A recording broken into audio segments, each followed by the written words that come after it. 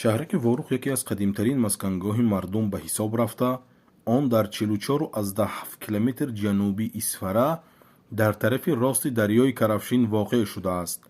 қисми ҷанубӣ, ғарбӣ ва шарқӣ аз кӯҳҳо иборат мебошад. шаҳраки Ворух дорои 448 га замини кушод, 984 га боғ аст ва замину боғҳо ба воситаи ҷӯйҳо аз дарёи Карафшин ва Кишанбиш обёрӣ карда мешаванд. дарёи Карафшин аз қисми шимолу ғарбии пиряхҳои Зарафшон оғоз шудааст ва дар даромадгоҳи Ворух ба дарёи Кишанбиш ҳамроҳ шуда дарёи Исфараро ташкил медиҳад.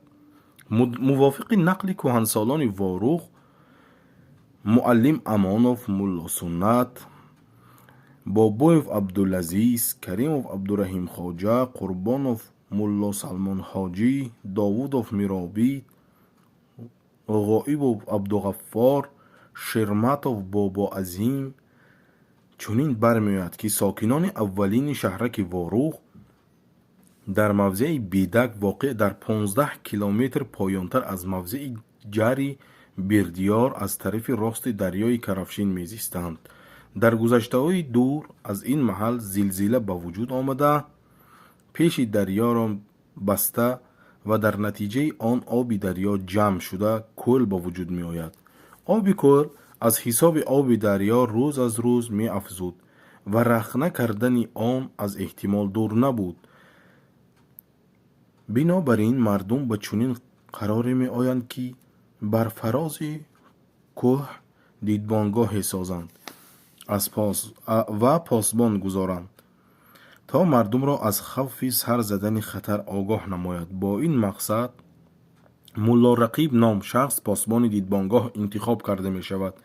шабе Мулло Рақиб дар хоби ғафлат монда мардумро аз хатар огоҳ карда наметавонад. дар натиҷа оби зиёди ҷамъшуда кӯҳро рахна карда дар маҳал мефарояд ва онро хароб мекунад.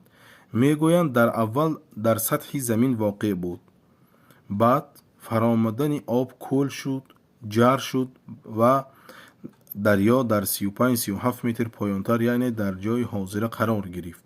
баъди ин воқеа мардуми боқимонда аз тарафи рости дарё, яъне ҷои ҳозираи Ворух мекӯчанд. ба ташкили маҳаллаи Гузар Дофозил ва маҳаллаи қалъаи Доалишер ном шахсони зиндамонда асос гузоштанд. инчунин маҳаллаҳои Майдон, Тидон низ баъди воқеаи ғафлати Мулло Рақиб ташкил ёфтанд.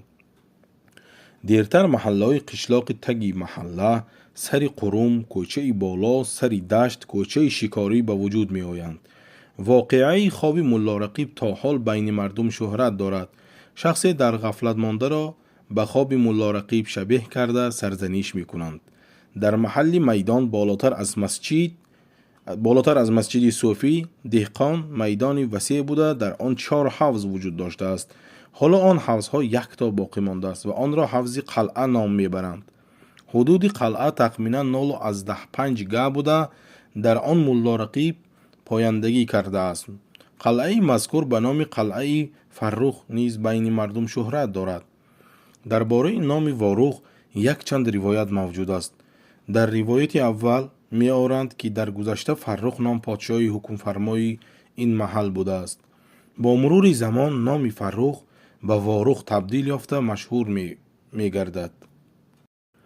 дар ривояти дигар чунин меорад, ки Ворух дар маънои Воруҳ, яъне дидани ин мавзеъ рӯҳи бинандаро мекушояд.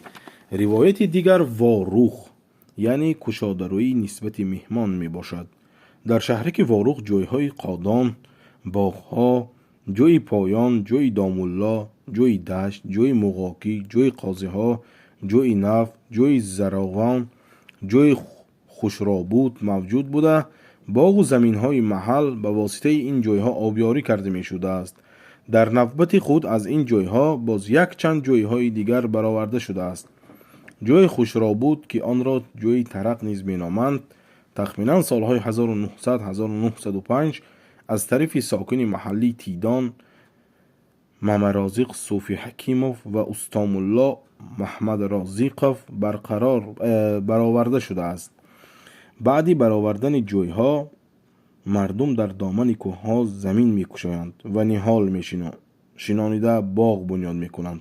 زمین و باغات آباد شده تا حال به نام شخصان آباد کرده خوانده می‌شود.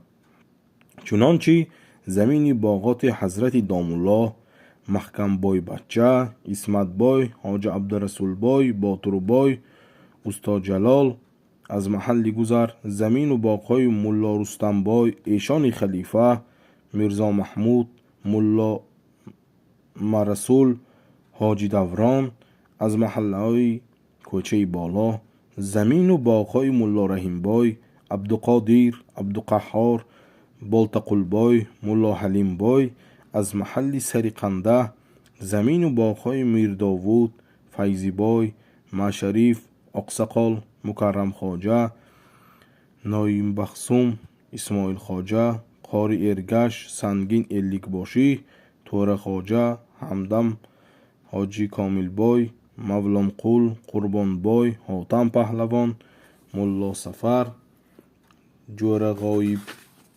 بای، رستم بای، زین الدین، صدیق خواجه، مخصوم از محله سری قروم، زمین و باغهای عارف بای، ملا شانیت، عبدالحکیم بای، محکم بای، استا اسر، بابا قلندر از محله قلعچه و غیره می باشند. در تشکیل محلهای نفت برابری مردم تهجایی آدمانی از بخارا، عربستان، قراتگین، مسچاه، بدخشان که با سببهای گوناگون به این موضع آمده جایزی است انتخاب نمودن نیز حصه گذاشتند. این چونین چند قبیله قرغیزهای کوچی، یعنی که کوچمنچی کچیونیک میگویند که خدمت چوپانی مردم این محله را به جا می آوردند زندگی میکردند. یعنی که قرغیزها در این محل خدمتگار بودند، یعنی که گاو و مال این همین مردمان را میپاییدند یا میچرانیدند. گویم خطا نمیکنیم. بنابر از شهرهای کلان دورتر جایگیر شدن واروغ، مردم آن به دشواری‌ها اقتصادی دچار می‌شدند و برای رهایی جستن از این به ناحیه و ولایت‌های اطراف سفر می‌نمودند. بعضی از پی پیدا نمودن کار و بعضی برای سودا در این مسافرت‌ها اکثریت مردم واروغ در محل‌ها یا شهرها مقیمی می‌گشتند و محل زیست آنها به نام کوچه واروغ، محله واروغ و یا دهه واروغ خوانده می‌شدند. مثل این را در دهه‌های لکان، کلکن، قلعچه دکچی، زمرد شاه، نور سرخ، اینچنین شهرهای اسفره و خوجند، قوقند، پنجکند و بخارا دوچار آمدن ممکن است که محلها یا کوچه ها به نام واروغ گذاشته شدند. در شهر واروغ 12 مسجد کهنه و یک چند مسجدهای نو موجود است. مسجد نو بعد سالهای 90 ساخته شدند. مسجد مولانا سعید در محله سر قروم واقع بوده، آن را مسجد ستون تافته نیز نام میبرند. در رو بروی در این مسجد در زیر درخت صده قبر صوفی میر محمود موجود است، چنانه که از نقل عبیره صوفی میر محمود داوودوف میرابید برمی آید. صوفی میر محمود مدت‌های زیاد در این مسجد وظیفه امامی را ادا می کنند و بعد وفات کردن او را در همین موضع دفن می کنند. مسجد مذکور از طرف ملا مرجبی چارکوهی ساخته شده. سالهای 1880 سالهای 1885 بار دوم از طرف استا فیضی، استا ارکه، ملا قربان محمد و استا بابا جوره تعمیر کرده شده است. درباره ستون تافته نام گرفتن مسجد روایتی وجود دارد که گویا یک ستون آن از غیب پیدا شده باشد. حکایت آن چنین است: استاها ستونهای مسجد را پیشکی تیار کرده بودند. هنگامی گذاشتن ستونها یک ستون نمی رسد.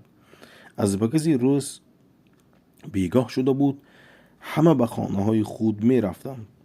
چون پگاهی می آیند ستون پیچ و تابدار در جایی ضروری پیدا گشته است. از این واقعه همه در حیرت می مانند. مردم اخلاصمند برای علاج بیماری و یا طلب فرزند از آن ستون پاره می گیرند و آن را سوخته خاکسترش را به ضرورت خیش استفاده می کنند. در نتیجه ستون مذکور به نابودی می رسد. دیرتر استاهای محله در شکل ستون اوله ستون دیگری می سازند و به جایش می گذارند. ساکن محلی گذر ایشان اسفره نظام الدین خواجه، ابراهیم خواجه سال تولدشان 1924 شنیده اش را چنین نقل کرد که وقتی ایشان پارسا همراه زن و خواهرش از بخارا به واروق می آید، ساختن مسجد و ستون تافته ادامه داشته است. به واروق آمدن ایشان پارسا و ساختمان مسجد مذکور تخمینا به سالهای 1855 1860 راست می آید. با همین یکم قسمی نقل واروق به اتمام رسید. دوامش را منتظر باشید دوستان گرامی.